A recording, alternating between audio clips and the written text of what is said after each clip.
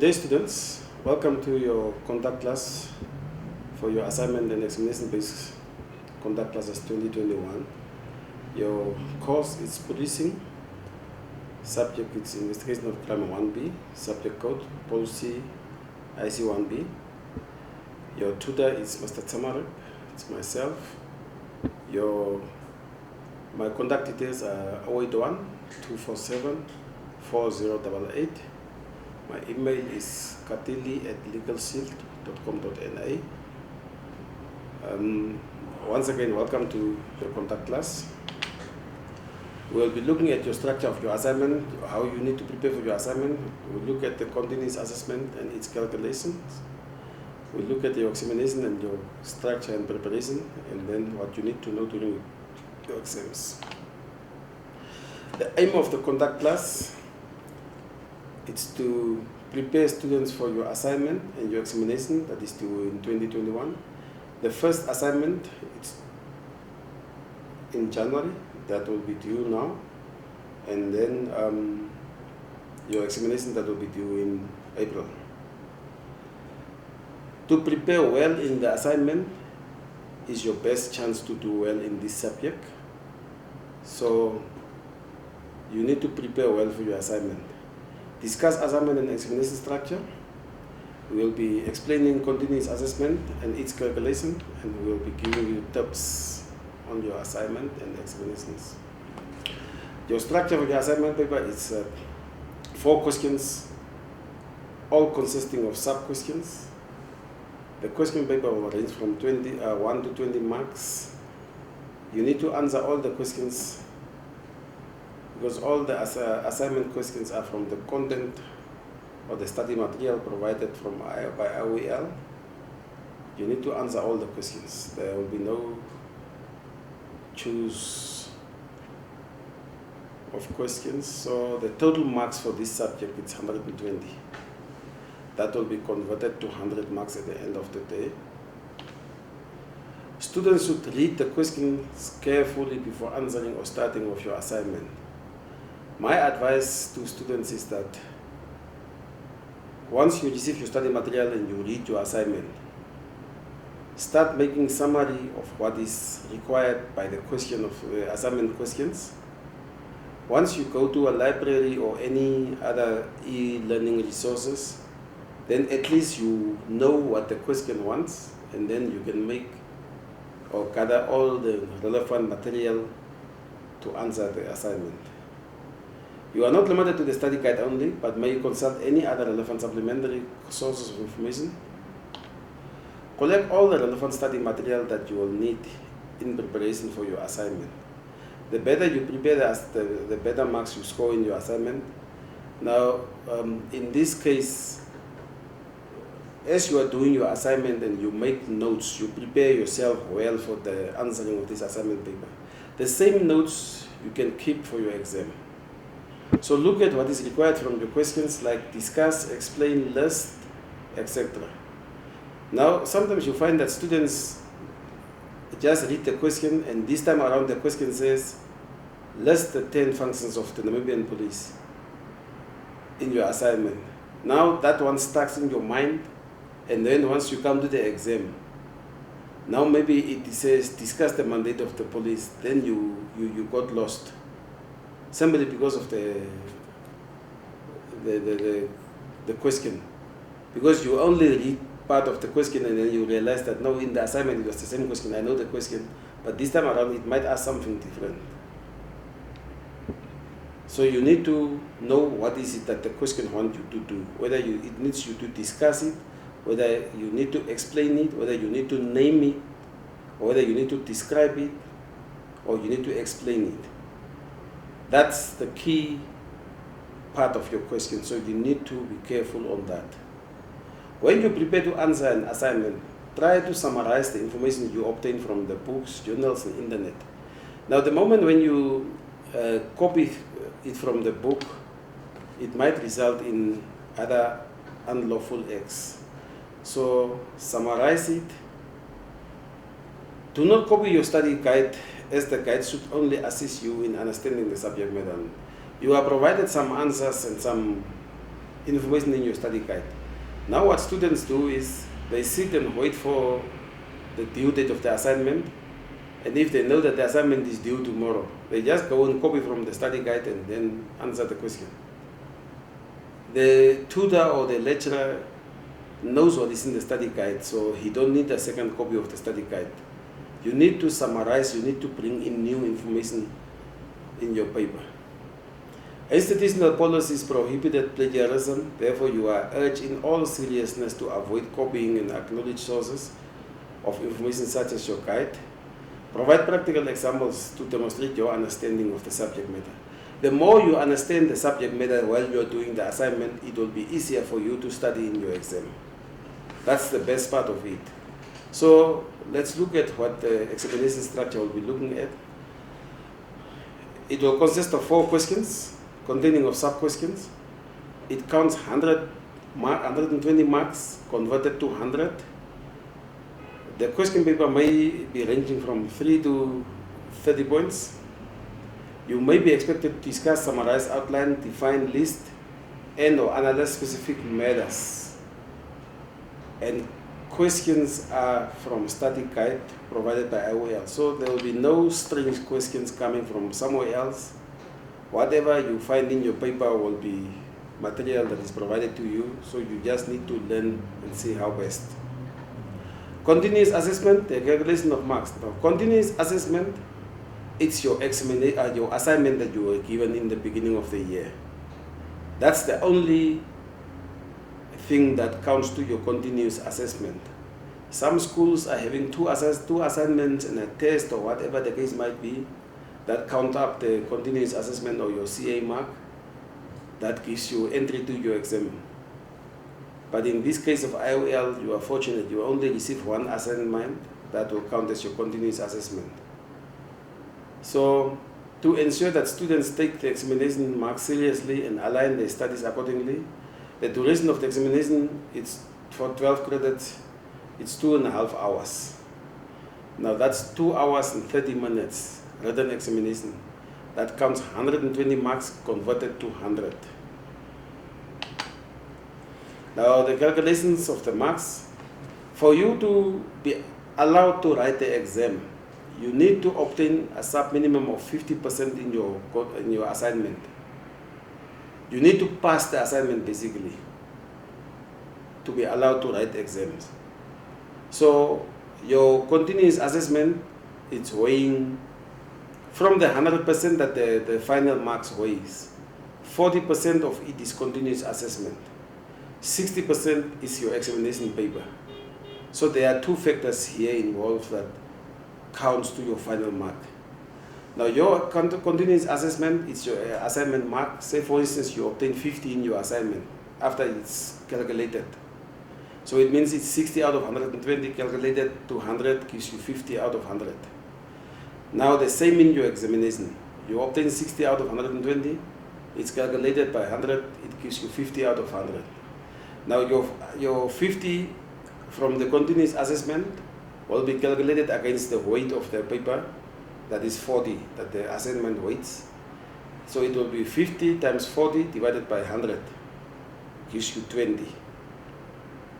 Now if you look at it further, your assignment, your examination, also 50, and it weighs 60. Now it's calculated the 60% on the 50 that you obtain, and then it gives you 30. Now, for you to get a final mark, they need to calculate the 2 together. So the 20 and the 30 gives you 50, that gives you the final mark of 50. So at least now you qualify the sub-minimum of 50% to be attained in the examination. So you pass now. I hope it is clear. If it's not clear, you are more than welcome to call me. I can explain this one again, but it's also in your examination guidelines. The setting and marking of the examination papers are moderated for quality assurance purposes. Examination preparation and depths. Write clearly and legible. Structure your answers through headings and numbers in a logical sequence. Make sure that you or your student number and all the details as requested are written correctly on the answer sheet. Write in blue or black ink. Nowadays we are having different colors of ink on the market. Blue pen, pink pens, green pens and whatever. Please, the acceptable color of ink by IOL is blue and black. Cheating in the examination will result in failing. Serious steps will be taken against any individual who disturbs the examination session. Don't talk while others are writing. Don't make noise while others are writing. You are disturbing those ones who are concentrating. So refrain or avoiding dumping relevant or irrelevant facts at the same time, as you may lose valuable points. No unauthorized material, notes or technical devices may be used in your possession. No cell phones, no clip notes, etc. Should you be responsible for any irregularities during the examination or writing of the examination, the head of the examination or invigilator will collect your answering scripts and the evidence that you will be found of. You will be requested to write a declaration of the incident as it happens. The answering script, evidence and declaration will be submitted to the irregularity committee for verification. No examination marks will count for that particular subject. So if you are found cheating in investigation of crime 1A, there will be a bar period for you that for 12 months or for 2 consecutive examinations you will not be allowed to register for this subject. That means that it will delay your graduation for 12 months. So it is an infringement of the examination regulations to assist or to try to assist another student or ask assistance from any other student. So please refrain from doing that. Cell phone must be switched off. If it's allowed in, if you take it in, it must be off. If not, the head of examinations will collect your answering sheet and you will not be allowed to complete the examination session. You may not leave the examination room during the first 30 minutes after the examination has officially started. Now, simply it means that the moment when the invigilator places that examination question paper on your desk and they give the instruction that students should start, then you are not allowed to leave. If you wanted to leave before you read the questions, you might be allowed to do so, but at the moment when you open that examination booklet and you start writing, you are not allowed to leave within the next 30 minutes. A late arrival of 30 minutes after the start of the examination will result in no turn-up, and you will not be allowed to write during that specific examination. Now, it simply means that you are requested to be seated in your exam venue 30 minutes before time, or at least the last 15 minutes you must be in the venue. So if you are late for that grace period and you are given still 30 minutes, and if it's like after 30 minutes you are not allowed to write your exam.